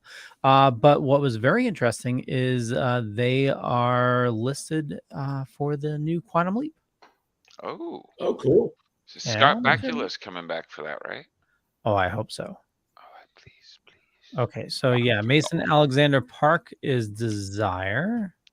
They played that. They played. Is Mason a transgender actor? Or are they were they only playing a transgender character? Mason is a non-binary film, TV, and stage actor. Okay. So I used they properly. Look at me. Good for you. So they're best known for Hedwig on Broadway. Okay. Hedwig and the Angry Inch. Yeah, I can see that. And it was the live action adaptation of Cowboy Bebop. I know the people who like Cowboy Bebop did not like that, but I actually I've never watched the anime, so I'm sure I'm like, eh. But You're a minority I there. thought it was kind of cool. Yeah. Oh, totally. Well, they did a brilliant job. I mean, Well, that's all I can say. so yeah, on a lot of the actors, like I mentioned, the Corinthian was in Hatfield and McCoy's, but he's also going to be in Indiana Jones 5. David Thewlis was John Dee. We know him from Harry Potter, but he's Yes. also in a brand new show called The Landscapers, which looks really good. That's on Amazon Prime. He was also Ares in Zack Snyder's Justice League, and VM Varga in Fargo. Him as Ares was just, I was like, really? This is the god of war? Like, Lucifer, we know, is Gwendolyn Christie from Game of Thrones. amazing. Jenna Coleman was Joanna Constantine. She played Victoria in Victoria. She was Connie in Captain America and the First Avenger. And she was Clara in Doctor Who. And let's see. Oh, Fiddler's Green. Yeah. Okay. Wait. So talk about Fiddler's Green. Okay, so Fiddler's Green does show up because I'm sorry, he was one of my favorite. Oh, Fiddler's Green is so awesome in the show. They adapted him very well. It's almost identical, but his interaction with another character really makes sense on how they changed the other character. Okay, because I loved his mini meltdown when he was in the same elevator with the Corinthian. Like, but I'm sorry, the coolest thing was when he gave Rose the slip of paper. He was like, if you really need it, say his name. Read this out loud. And he said it, and he showed up to stop Funland from doing what he was going to do. I was like, dude, this is the coolest. and he's just like, yeah, he's like, you had to do it, right? He's like, yeah, we're gonna have to deal with this. Yeah, you'll enjoy it when you get to it, Drew.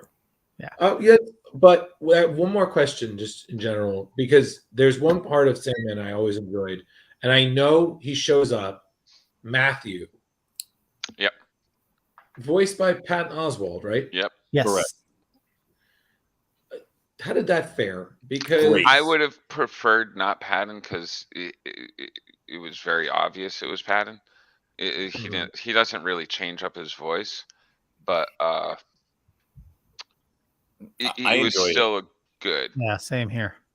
Okay. I enjoyed it. Well, he wouldn't really need to change up his voice though, because I mean, he is. I'm always a fan of when voice actors modify voice actors when you can't picture them. Yeah. Yeah, like because as soon as you hear him, I'm like, oh, it's Patton Oswalt. Yeah. Well, listen, I'm just like glad I didn't know Mark Hamill did Merv at first until I looked at the credits. And I was like, oh, I didn't know that till you guys just said it. Now I'm gonna have to rewatch that part. I will say this though. Mind you, I'm just I normally glad do know Mark that I got to see a point where Sandman was done, and it was done well.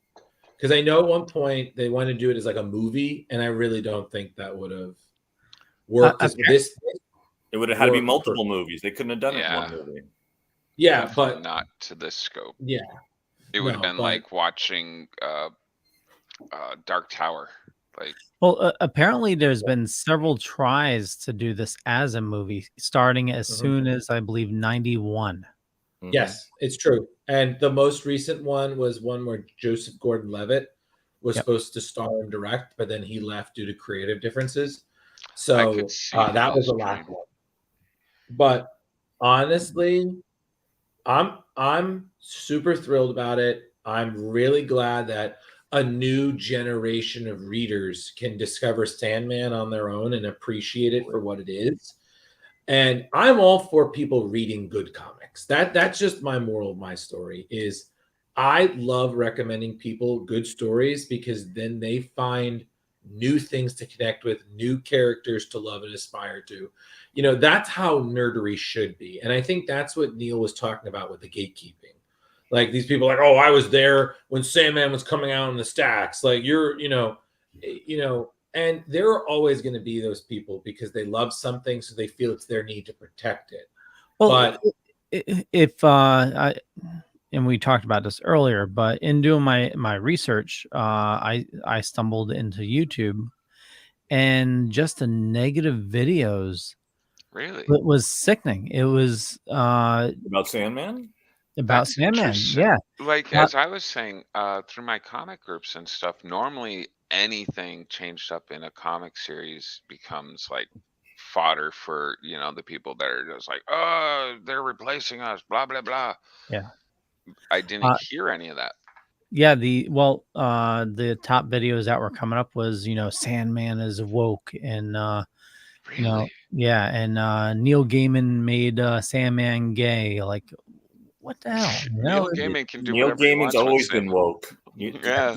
Those are people that never read the comics and they're idiots. Yep. I always love being called woke. I mean, listen, the same thing happened when Lucifer left Sandman and started his own series, which I do recommend that we do review at one point because I heard that is also amazing. My son loved the TV show. Well, yeah, and Okay. Leo, It's a just little let you formulaic, know, but it's okay. Leo, just let you know, essentially in Sandman, Lucifer hands over the keys to hell and abdicates his throne. So he goes to LA, opens up a jazz club, and literally shit happens. And it was a really good series. Mike Carey and Peter Gross did it for like 70 something issues. But again, because it was about the devil, of course, you had Christian conservative groups, doing their thing like, oh, it's a comic about the devil. It's called literature, man. They must be having a field day right now because I can't remember the name of the publisher just put out this the Bible too, and Jesus has freaking M16s. Oh, jeez. It's fucking hilarious. Source Point Press. Right. But my point being is people will always complain and criticize. Personally, it's just like anything. You just filter it out. You just learn, some people, this is who they are. They're going to complain. If you serve them something, it's too cold. If then you bring it back, then it's too hot. Then it's not warm enough. Some people are just miserable and they just like to spread their misery. So now they have someone to look after for their misery because we have to spare. Yeah. That's and most of those people will not be watching this show. So exactly. So in the end, I will recommend to anybody, and I already did this because I have a friend who's watching the show, and I was like, "Hey, did you actually want to read the comics? I own them. We're not reading them anytime soon." He's like, "Oh yeah, I would totally borrow those." So that, welcome to good conversation. So. Awesome.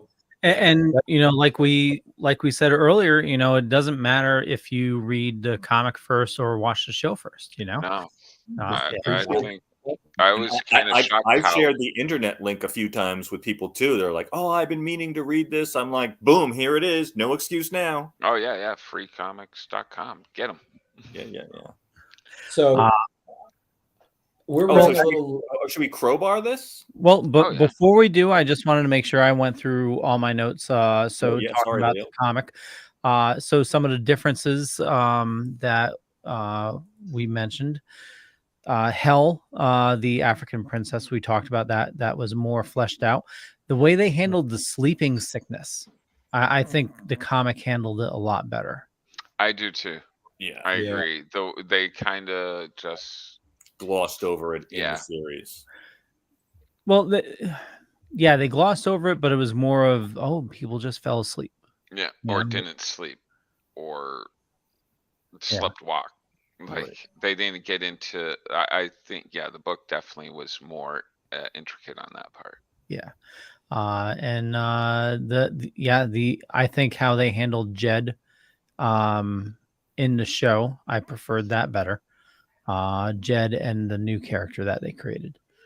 I think that's about it for my notes. Yeah, go. Oh, I was gonna say, Rich, I don't think we should do crowbars this time. I think we should do Oh, Thank you. Sam. The best. Yeah. Bags of Sandbags. sand. Or Yeah, hourglasses. Sandbags. I don't know. Is sandbags the right term? I don't know. Some part of me Bags of is like, sand. Bags of mystical feel- sand. uh, How about bags of oh dreams? no, I got a good one. Ravens. Ooh, Oh, they're yeah. not crows. All right. So we have we have to do what? The comic and the show. Yes. Yes. Yes. So- So I'll set it off, and I'm gonna say 5 crows for the comic series because I've always loved it, and rereading Neil's interpretation is always amazing. And I'm gonna also say 5 crows for the Netflix series because I loved it. We watched 2-3 episodes a night, and there was no part of it I disliked. A matter of fact, right before we came on the show, we rewatched the Hell episode and the beginning of the Diner episode. Oh, nice. So I totally plan on You're rewatching refreshed. the series again and comparing some of the comic stuff over the next week or two. So I totally enjoyed it. I highly recommend it to everyone. Read the comic. Jeremy mentioned one. I do readallcomics.com. He does freesomethingcomics.com. Freecomics.com. I think There you go. Those ways, if you don't have the money to go buy them or get the hardcovers or the conglomerates, there are ways to do it. Yeah. So and all it's the not way. stealing. There's all this advertising on them, so they're paid for. True indeed. So you are not stealing. So 5 Ravens all across the board. Word. So and if we're going in clockwork rotation, Jeremy, that would be you next. Oh, thank you, Rich. Thank you, Rich. Much appreciated. Back in the Where are you? Below me. I'm sorry for my gas.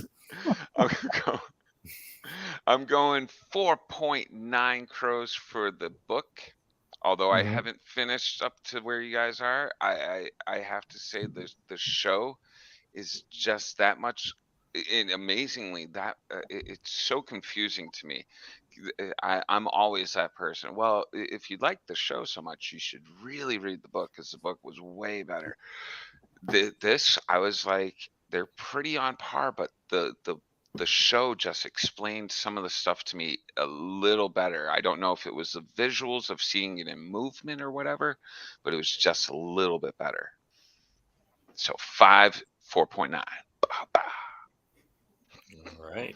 And that's over the Mollo. I'm reversed.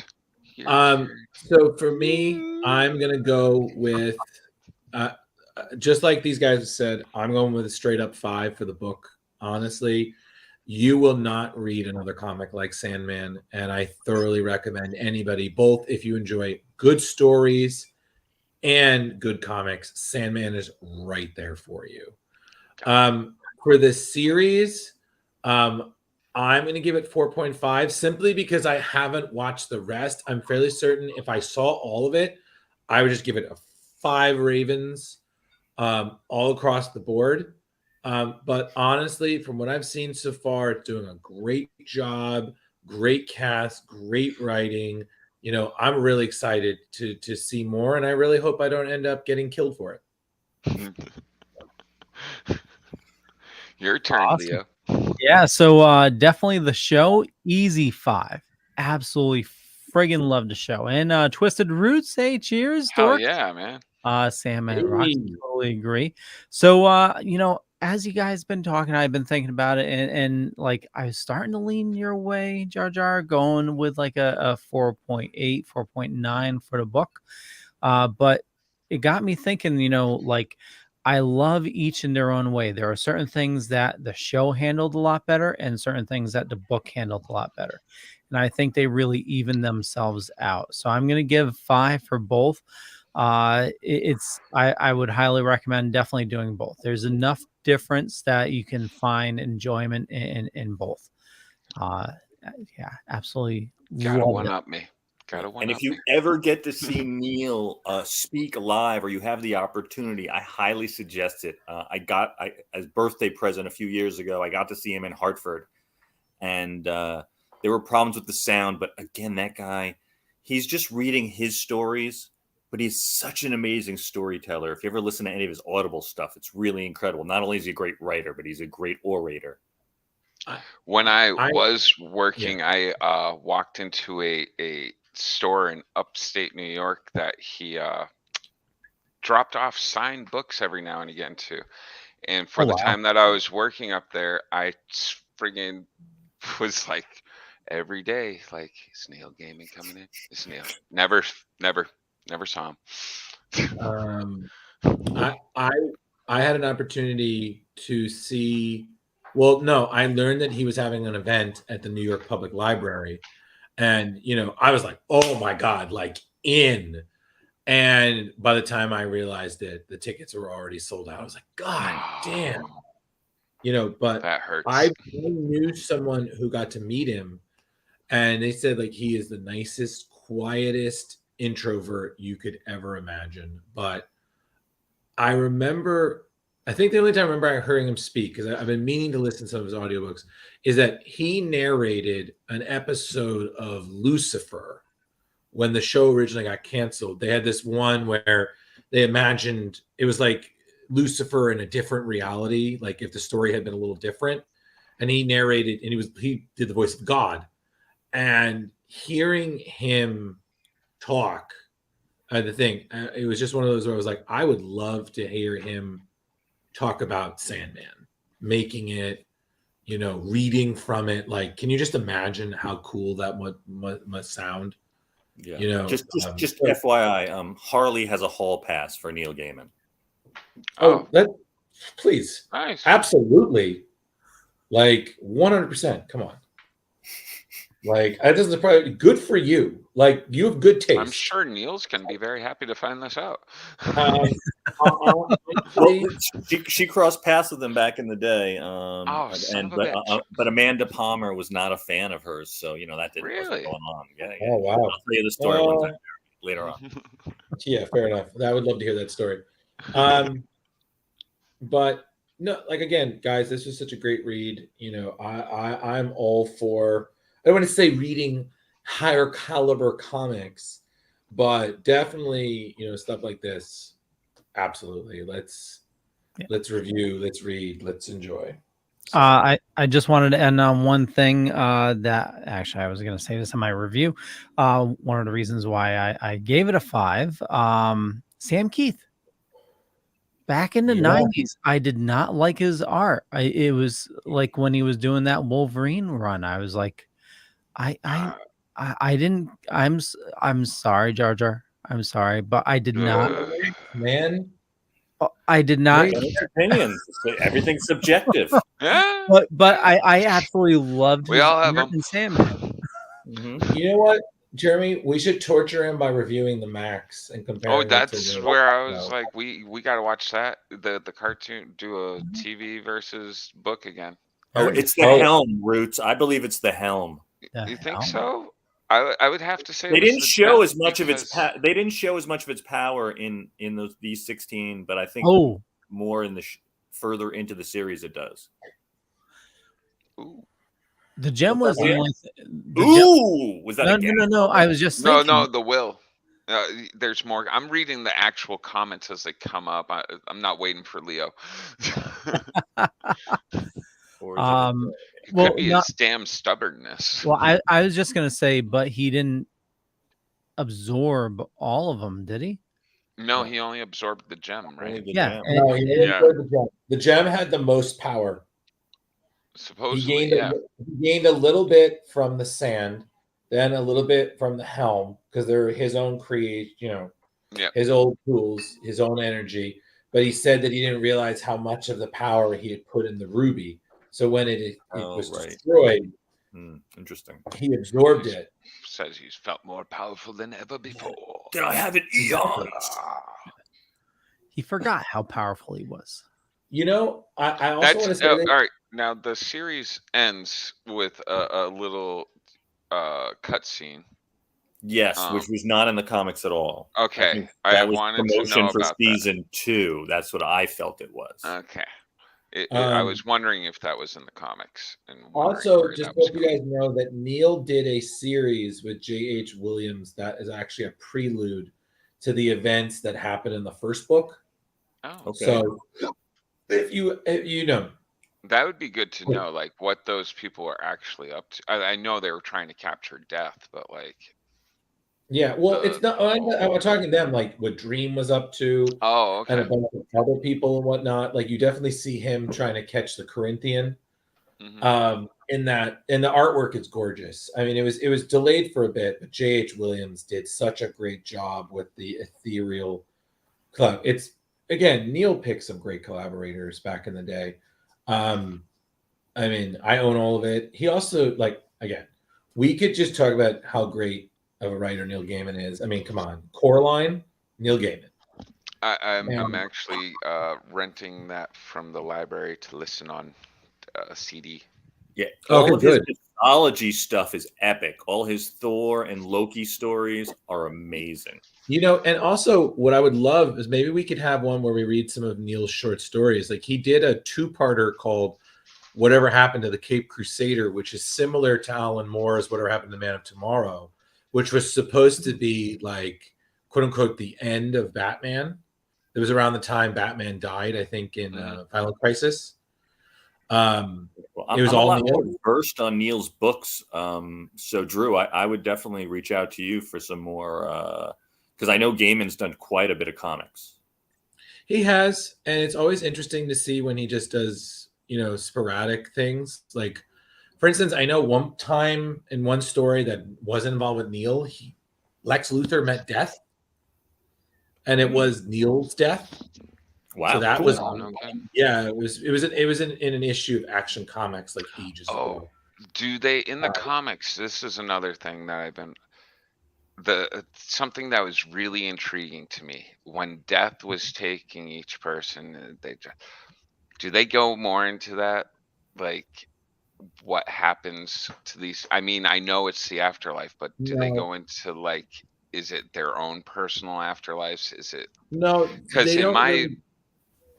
my belief is that it's their own personal afterlives, because especially when the Jewish man was dying and he said that prayer so that he could get into heaven and stuff, I was just like, No, they don't really go into that too much, but like I said, there are two death specific miniseries that Neil wrote that you know definitely tie into that. But I realize we're almost at the 2 hour mark. We oh said we're yeah, going to work on not doing those, so why don't we, Leo? Let's do the keeping it credits. tight.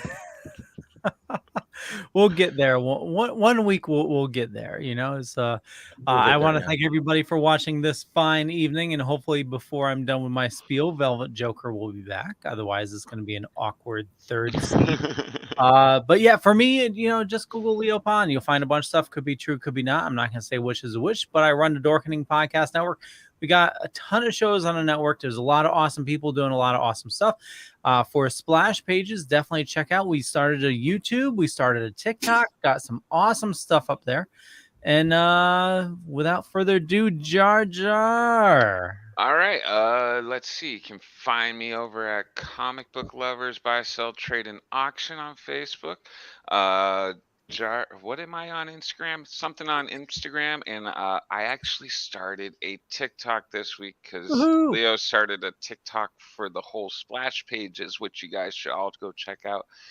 And yeah, I have a TikTok. I think it's Jar Jar Jeremy 420, but I'm not positive on that one. Well, your Instagram I have listed as Jar Jar Jeremy as well.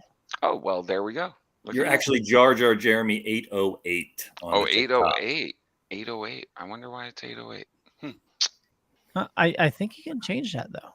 Can I? Yes, you can. Give it a try. Velvet. Hey, what's up, guys? Velvet Joker here. You can catch me every Tuesday here on the Splash Pages, award-winning. Boom, boom, how we do.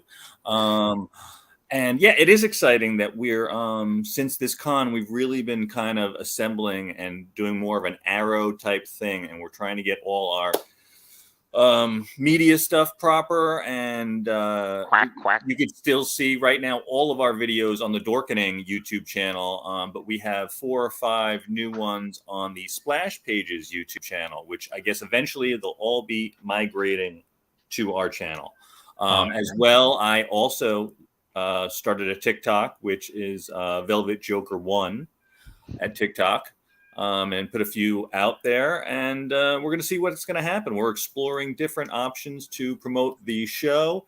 And we hope you guys enjoy the content. And we're going to keep trying to get more people involved and interact. And please join us on Facebook at the Splash Pages, a comic book club. And we put tons of stuff and articles out there.